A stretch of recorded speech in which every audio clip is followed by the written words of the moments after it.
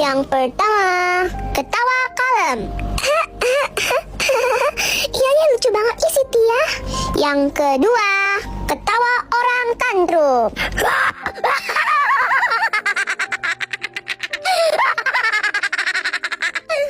Yang ketiga, ketawa orang piknik.